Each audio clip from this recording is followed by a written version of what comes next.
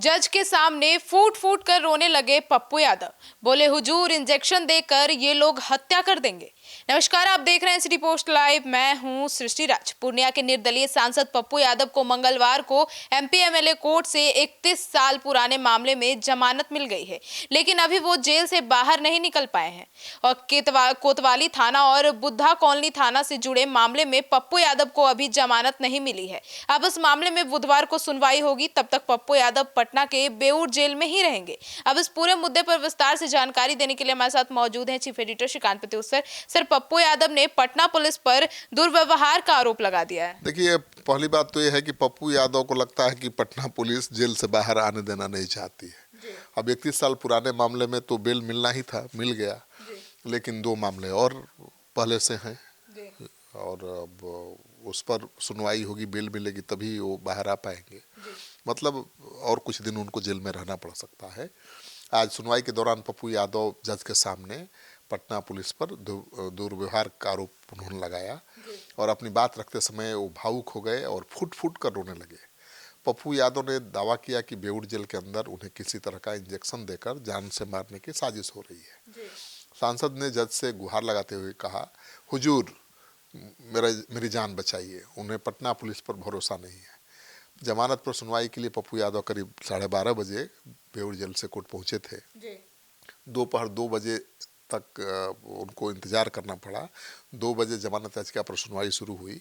इस दौरान वे कोर्ट में व्हील चेयर पर बैठे नजर आए और 3 बजे के बाद वो जेल वापस चले गए।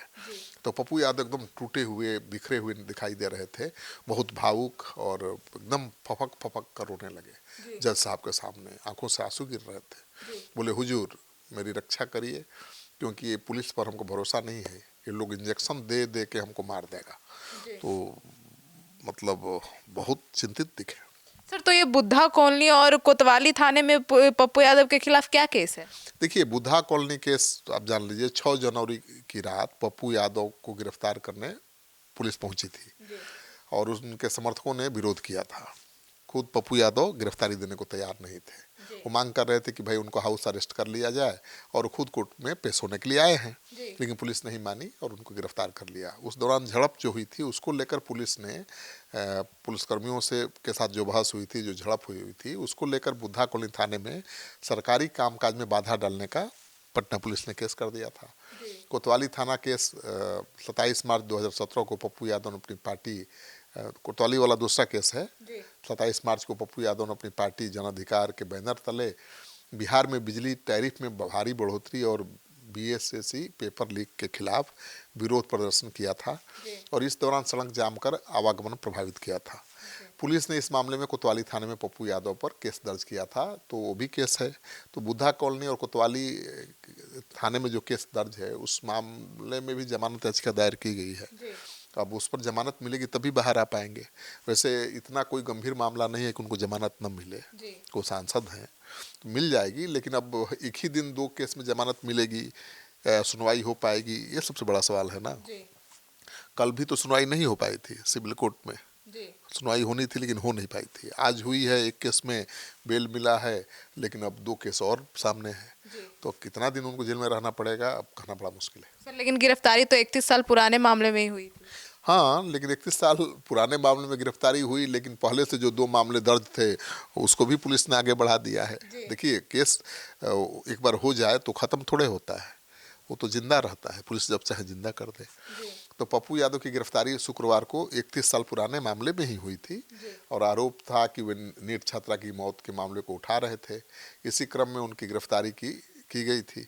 हालांकि पुलिस ने कहा कि नहीं भाई, वो तो प्रॉपर्टी को लेकर विवाद था और वारंट कोर्ट से जारी था, इसलिए गिरफ्तार किया गया। लेकिन पप्पू यादव के लोग तो यही कह रहे थे कि नीट छात्रा के मामले को बहुत उछाल रहे थे, इसलिए गिरफ्तारी हुई है। सोमवार को ही उनके वकील जमानत याचिका दाखिल करने वाले थे, लेकिन कोर्ट को बम से उड़ाने की धमकी मिलने के कारण सभी न्यायिक कार्य ठप हो गए थे। इसके चलते कोर्ट बंद कर दिया गया और पप्पू यादव की जमानत समेत अन्य मामलों की सुनवाई टाल दी गई थी।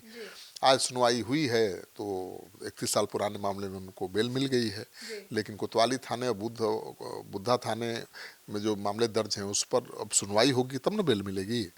तो देखिए, कल सुनवाई होती है या नहीं, अभी पता नहीं चल पाया। तो तो सुना आपने, तो फिलहाल पप्पू यादव तो आरोप लगा रहे हैं, पर अब इस पूरे मुद्दे को लेकर आपकी क्या राय है, कमेंट सेक्शन में जरूर बताइएगा। धन्यवाद।